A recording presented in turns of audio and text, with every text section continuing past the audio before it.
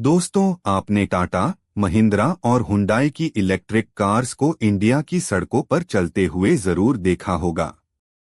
लेकिन क्या आपने कभी सोचा है वो कंपनी इंडिया में क्यों नहीं दिखती जो दुनिया में सबसे ज्यादा ईवीज बेचती है? मैं बात कर रहा हूं BYD की, जिसकी इलेक्ट्रिक कार्स आज यूरोप से लेकर ब्राजील तक, थाईलैंड से लेकर साउथ अफ्रीका तक हर सड़कों पर दौड़ रही है, सिर्फ इंडिया को छोड़कर। अब एक प्राउड इंडियन होने के नाते यह कहना थोड़ा अजीब सा लगता है, लेकिन सच्चाई यह है कि अगर BYD इंडिया में फुल फोर्स के साथ में आ गई ना, तो फिर टाटा और महिंद्रा जैसे बड़े बड़े इंडियन कार मेकर्स का अस्तित्व ही खतरे में पड़ सकता है। क्योंकि BYD की टेक्नोलॉजी इतनी एडवांस है कि टेस्ला तक उसके सामने नहीं टिक पाया। क्योंकि 2024 में BYD ने वर्ल्ड लेवल पर 42,70,000 व्हीकल्स बेचे थे, जबकि टेस्ला की बिक्री थी 17,90,000 यूनिट्स। और दोस्तों, शॉकिंग बात तो यह है कि महिंद्रा ने अपनी कुछ इलेक्ट्रिक एसयूवीज में सीक्रेटली BYD की बैटरी टेक्नोलॉजी का यूज किया है, वो भी बिना ज्यादा शोरगुल किए। तो चलिए जानते हैं उस अनाथ बच्चे की कहानी जिसने गरीबी से उठकर दुनिया की सबसे बड़ी ईवी कंपनी खड़ी कर दी और साबित किया कि सपने सिर्फ देखे नहीं जाते, बिल्ड किए जाते हैं। तो दोस्तों, इस कहानी की शुरुआत होती है 1966 से, जब चाइना के अनोई प्रोविंस में जन्म हुआ वांग चुआफू का। सिर्फ 13 साल की उम्र में उनकी मां की डेथ हो गई और कुछ सालों बाद उनके पिता भी चल बसे, जिसकी वजह से अब वैसे तो फाइनेंशियल कंडीशन काफी खराब हो गई थी, लेकिन उनके बड़े भाई ने उन्हें पढ़ाई नहीं छोड़ने दी। वांग चुआफुई स्कूल जाते और फिर वापस आकर खेतों में काम किया करते थे, लेकिन इलेक्ट्रॉनिक्स में इंटरेस्ट होने की वजह से जब भी उन्हें मौका मिलता वह इसी से रिलेटेड ही किताबें पढ़ने लगते थे। आगे चलकर उन्होंने सेंट्रल साउथ यूनिवर्सिटी से अपनी ग्रेजुएशन कंप्लीट की और फिर स्कॉलरशिप के दम पर उन्होंने चाइना के टॉप टेक्निकल इंस्टीट्यूट में पढ़ाई शुरू की, जिसका नाम था Beijing non ferrous research institute. यहाँ उन्होंने बैटरी टेक्नोलॉजी पर डीप रिसर्च किया और इस तरह वो बहुत अच्छे से जान चुके थे कि आखिर रिचार्जेबल बैटरीज बनती कैसे हैं, किस तरह से काम करती हैं और इसके ड्रॉबैक्स क्या हैं। और फिर यहीं से उन्हें एक बड़ा रियलाइजेशन हुआ कि रिचार्जेबल बैटरीज का फ्यूचर बहुत बड़ा है। चाहे वो मोबाइल हो, कैम ऑर्डर हो या फिर फ्यूचर में इलेक्ट्रिक व्हीकल्स, सब में ही बैटरी की डिमांड एक्सप्लॉयड होने वाली है। लेकिन उस टाइम इस मार्केट पर पूरी मोनोपोली थी। सोनी, सानो, पैनासोनिक और हिच जैसे कुछ जापानीज टेक जंट्स की। इन कंपनियों की बैटरीज ग्लोबल इलेक्ट्रॉनिक्स मार्केट में काफी हाई क्वालिटी की मानी जाती थी, लेकिन थी बहुत एक्सपेंसिव। और क्योंकि इन कंपनीज के पास में अथाह पैसा था, इसीलिए कोई भी नई कंपनी इनके मोनोपोली को तोड़ने की भी नहीं सोच सकती थी। इसीलिए वांग चानफू ने सोचा कि हम बनाएंगे एक अच्छी लेकिन सस्ती बैटरी। साल था 1995 का। वोंग ने अपनी सारी सेविंग्स इकट्ठी की, कुछ रिश्तेदारों से उधार लिया और कुछ छोटे इन्वेस्टर से पैसे जुटाकर शुरू की एक छोटी सी बैटरी कंपनी। नाम रखा गया BYD, यानी बिल्ड योर ड्रीम्स। उस टाइम उनकी टीम में सिर्फ 20 लोग थे। मशीनस नहीं थी, ऑटोमेशन नहीं था, सब कुछ मैनुअली हाथों से ही होता था। लेकिन वोंग ने यहां पर भी एक बोल्ड डिसीजन लिया कि हमारे पास लोग हैं, मशीनस नहीं। पर अगर लोगों को एफिशिएंटली ट्रेन किया जाए तो वो मशीन से भी बेहतर काम कर सकते हैं। और इसी जुगाड़ू माइंडसेट से ही उन्होंने कम कॉस्ट में हाई क्वालिटी बैटरी बनानी शुरू कर दी। सिर्फ 3 साल में BYD ने ऐसी रफ्तार पकड़ी कि वह जापानीज कंपनियों को भी चाइना के मार्केट में टक्कर देने लगी। मतलब जिस कंपनी को एक आध साल पहले तक कोई भी नहीं जानता था, वह अब टेक जंट्स के रडार पर आ चुकी थी। BYD उस टाइम तक एक स्ट्रांग बैटरी मैन्युफैक्चरर बन चुका था। नोकिया, मोटोरोला और कई दूसरे इलेक्ट्रॉनिक जॉइंट्स भी अपने मोबाइल डिवाइसेस के लिए BYD से ही बैटरी लेने लगे। अब दोस्तों, BYD की फैक्ट्री फुल कैपेसिटी पर चल रही थी। पैसा भी आ रहा था और नाम भी बन चुका था। लेकिन वांग चुआफू अब भी संतुष्ट नहीं थे, क्योंकि वह कुछ ऐसा करना चाहते थे जो दुनिया बदल सके। तभी उनके मन में एक ऐसा ख्याल आया जो सुनने में तो पागलपन जैसा लगता है, लेकिन विजनरी माइंडसेट वाले लोग अक्सर ऐसी बातें सोच ही लेते हैं। उन्होंने कहा, अगर हम दुनिया की सबसे सस्ती और टिकाऊ बैटरी बना सकते हैं तो क्यों न उस बैटरी से चलने वाली गाड़ी को भी बनाएं। अब यह सुनते ही उनके आसपास के लोग चौंक गए। लोगों ने कहा, पागल वागल हो गए हो क्या? कार बनाना कोई बैटरी बनाने जैसा सिंपल काम थोड़ी ना है। डिजाइन, एरोडायनेमिक्स, इंजन इंटीग्रेशन और व्हीकल सेफ्टी सब कुछ देखना पड़ता है। और BYD के पास इससे रिलेटेड किसी भी चीज का एक्सपीरियंस नहीं था।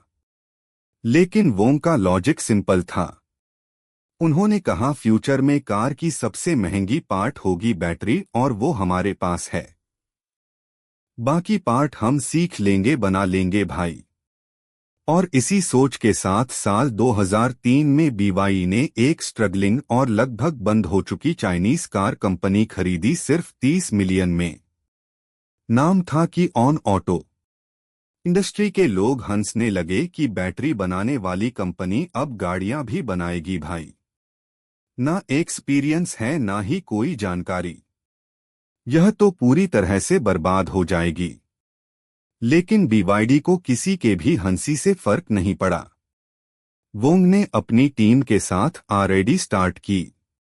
डिजाइन से लेकर ब्रेक सिस्टम तक हर चीज उन्होंने इन हाउस बनाना शुरू किया, और फिर 2 सालों की मेहनत के बाद 2005 में BYD ने लॉन्च की अपनी पहली प्रॉपर सेडान BYD F3। यह दिखने में थोड़ी बहुत टोयोटा कोरोला के जैसी थी। पेट्रोल इंजन पर चलती थी, लेकिन इसकी कीमत इतनी कम थी कि चाइना का मिडिल क्लास उसे खरीदने के लिए टूट पड़ा, जिसके चलते कुछ ही महीनों में BYD F3 बन गई चाइना की टॉप सेलिंग सेडान। अब पूरे ऑटो इंडस्ट्री के होश उड़ गए थे।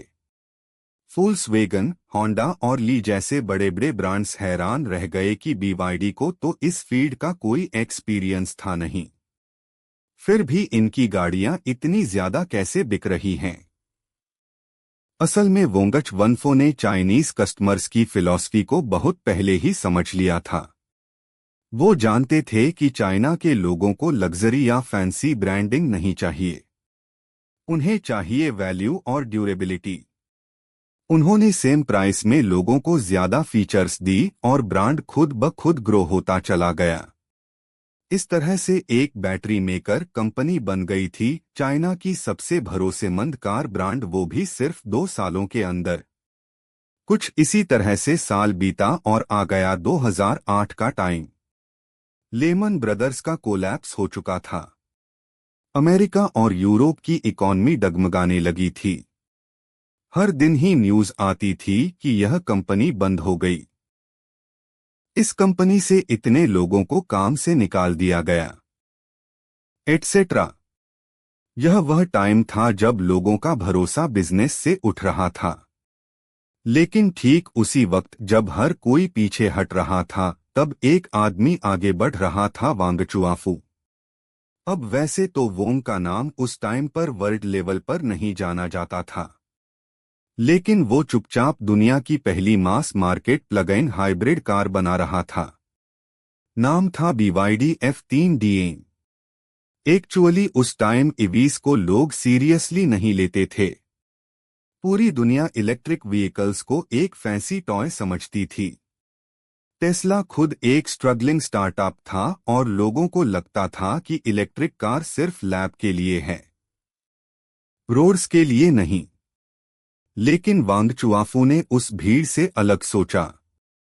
उन्हें बहुत पहले समझ आ गया था कि कंबस्शन इंजन का टाइम अब खत्म होने वाला है और आने वाला दौर होगा इलेक्ट्रिक का। और फिर यही सोचकर भी वडी ने कोई शॉर्टकट नहीं लिया। बैटरी खुद बनाई, मोटर और कंट्रोलर खुद डिजाइन किया, और यहां तक कि सॉफ्टवेयर भी बीवाडी ने ही डेवलप किया था। और फिर 15 दिसंबर 2008 को लॉन्च की गई BYD F3 जो कि ड्यूल मॉडल थी, यानी बैटरी से भी चलती थी और पेट्रोल से भी। BYD की ईवी स्ट्रेटजी से इम्प्रेस्ड होकर दुनिया के सबसे बड़े इन्वेस्टर्स में से एक वॉरेन बफे ने भी अपनी इन्वेस्टमेंट फर्म बर्कशायर हैथवे के जरिए BYD में स्टेक खरीदा। उन्होंने इन्वेस्ट किए करीब 230 मिलियन और लिया 10% स्टेक। वह भी तब जब दुनिया BYD का नाम तक ठीक से नहीं जानती थी। वॉरेन बफे ने कहा, वोंग चुनफो के पास थॉमस एडिसन जैसी इन्वेंशन और जैक वेल्स जैसी बिजनेस ब्रेन का कॉम्बिनेशन है। इस इन्वेस्टमेंट ने BYD को एक ग्लोबल स्पॉटलाइट में ला दिया था। और दोस्तों, जब वॉरेन बफे ने BYD में इन्वेस्ट किया था तो उस टाइम पर इलॉन मस्क से पूछा गया क्या वो BYD को खतरा मानते हैं। तब उन्होंने हल्की सी मुस्कान में जवाब दिया है, यू सीन कार असल में ला जैसी फ्यूचरिस्टिक कंपनी BYD जैसी प्लेन और सिंपल गाड़ियों को अपना कॉम्पिटिट मानने को तैयार ही नहीं थी। इंटरनेट पर लोग हंसे मीम्स बने। कईयों को लगा कि इलॉन मस्क बिल्कुल सही है, क्योंकि BYD की कार्स सच में उस टाइम पर थोड़ी आउटडेटेड लगती थी, लेकिन फिर भी वांगच वानफोनी सिर्फ एक सिंपल लाइन बोली, लेट आवर कार्स। अब दोस्तों, टेस्ला और BYD का सपना भले ही एक जैसा था पर रास्ता बिल्कुल अलग। इलॉन ने चुना था लग्जरी का रास्ता, मतलब पहले रिच लोगों को बेचो फिर धीरे धीरे मास मार्केट में जाओ। इसीलिए टेस्ला ने पहले मॉडल एस और मॉडल एक्स जैसी गाड़ियों से शुरुआत की। पर दोस्तों, वोंग का सपना बड़ा था और रास्ता भी बिल्कुल अलग। उसे पता था कि ईवी सिर्फ अमीरों का शोपीस नहीं होना चाहिए। इलेक्ट्रिक मोबिलिटी हर इंसान का हक है। इसीलिए BYD ने बनाई सस्ती, टिकाऊ और प्रैक्टिकल गाड़ियां, जो कि आम आदमी भी खरीद सके। दूसरी तरफ टेस्ला ने पैनासोनिक और CATL से बैटरी खरीदी, लेकिन BYD ने खुद बैटरी बनाना शुरू किया, ब्लेड बैटरी, जो इतनी सेफ थी कि फटने या जलने का भी कोई खतरा नहीं। जहां टेस्ला की गाड़ियां 40 से 50 लाख रुपए की स्टार्ट होती थी, BYD ने सिर्फ 10 से 15 लाख रुपए में वीज निकाल दिए, जिसकी वजह से चाइना की सड़कों पर जैसे इलेक्ट्रिक व्हीकल्स की बाढ़ सी आ गई। कुछ ही सालों में यह फ्लड पूरे एशिया, साउथ अफ्रीका और यूरोप तक पहुंच गया, जिसके बाद 2023 तक पूरी दुनिया को पता लग गया था कि टेस्ला अब नंबर 1 की पोजीशन से हट चुकी है, क्योंकि BYD बन चुका था दुनिया का सबसे बड़ा EVA सेलर। वॉरेन बफे का भरोसा, ब्लेड बैटरी की पावर और हजारों इंजीनियर्स की मेहनत, सभी ने मिलकर BYD को अनस्टॉपेबल बना दिया था। आज इलॉन मस्क भले ही ओपन माइक पर कुछ ना बोले, पर बंद दरवाजे के पीछे जरूर सोचते होंगे, शायद उस चाइनीज कंपनी को अंडर एस्टिमेट करना मेरी सबसे बड़ी गलती थी, क्योंकि जिस कंपनी को वह एक मजाक समझते थे, आज वही उनकी सबसे बड़ी कॉम्पिटिट बन चुकी है। लेकिन दोस्तों, यह सफलता BYD के लिए एक दिन या फिर रातों रात नहीं आई, बल्कि इसके लिए कंपनी ने बहुत सारे स्ट्रेटजीज पर काम किया। जैसे सबसे पहले BYD ने एंट्री ली साउथ ईस्ट एशिया, मतलब थाईलैंड, इंडोनेशिया और वियतनाम जैसे देशों में, जहां लोगों को अफोर्डेबल ईवीज चाहिए थी, और BYD ने भी एग्जैक्टली वही दिया, सस्ती, टिकाऊ और कम मेंटेनेंस वाली इलेक्ट्रिक कार्स। फिर नजर पड़ी साउथ अमेरिका पर, यानी ब्राजील, कोलंबिया और चिली जैसे देशों में, जहां पब्लिक ट्रांसपोर्ट का बड़ा हिस्सा अब भी फॉसिल फ्यूल पर डिपेंडेंट था। और यहां BYD ने सिर्फ कार्स नहीं बेची, बल्कि उन्होंने शुरू की इलेक्ट्रिक बसेस की भी डिलीवरी। और फिर लास्ट में जब BYD ने यूरोप में एंट्री ली तो फिर जर्मनी जैसे देश में जहां फॉक्सवैगन, BMW और मर्सिडीज जैसे ब्रांड्स पहले से ही कब्जा जमाए हुए थे, वहां BYD ने अपनी SUVs उतारनी शुरू की। यहाँ पर भी लोग इम्प्रेस्ड होने लगे क्योंकि यूरोपियन रेगुलेशंस के हिसाब से भी BYD की सेफ्टी, रेंज और क्वालिटी शानदार निकली, जिससे हैं AV और टंग AV जैसी गाड़ियां नॉर्वे और UK जैसे देशों में तेजी से सेल होने लगी। और दोस्तों बात तो इतनी आगे अब बढ़ चुकी है कि BYD ने हंगरी में अपना मैन्युफैक्चरिंग प्लांट भी सेटअप कर लिया है, यानी अब वह मेड इन चाइना से मेड इन यूरो पर भी जा चुके हैं। वहीं अगर हम बात करें इंडिया की तो आपको जानकर हैरानी होगी कि BYD इंडिया में ऑफिशियली मौजूद है, और वह भी पिछले 15 सालों से। जी हां, साल था 2007 जब BYD ने पहली बार इंडिया में कदम रखा, लेकिन कार्स बेचने के लिए नहीं बल्कि अपनी इलेक्ट्रॉनिक्स और बैटरी बिजनेस को एक्सपेंड करने के लिए। उन्होंने चेन्नई में एक छोटी सी मैन्युफैक्चरिंग यूनिट लगाई जहां वो मोबाइल बैटरीज, फोन कंपोनेंट्स और कुछ EV पार्ट्स का प्रोडक्शन करते थे। उस समय नोकिया, मोटोरोला और माइक्रोमैक्स जैसे ब्रांड्स के लिए बैटरी सप्लाई करने वाले वेंडर्स में BYD भी शामिल था। हालांकि इंडिया एक ग्रोइंग इलेक्ट्रॉनिक मार्केट बन रहा था और BYD को यह समझ आ गया कि अगर फ्यूचर इलेक्ट्रिक है तो उसकी नींव बैटरी ही होगी। कई सालों तक उन्होंने यह ऑपरेशन चलाया और इंडियन इलेक्ट्रॉनिक्स इकोसिस्टम में खुद को एक OEM सप्लायर के तौर पर इस्टेब्लिश किया। लेकिन फिर BYD को समझ आ गया कि हजारों इलेक्ट्रिक बसेस BYD की टेक्नोलॉजी पर चल रही हैं और डेली लाखों लोग उसमें ट्रैवल कर रहे हैं। और फिर कुछ सालों बाद जब BYD को लगा कि अब इंडिया EV अडॉप्ट ऑप्शन के लिए भी रेडी है, तो उन्होंने 2021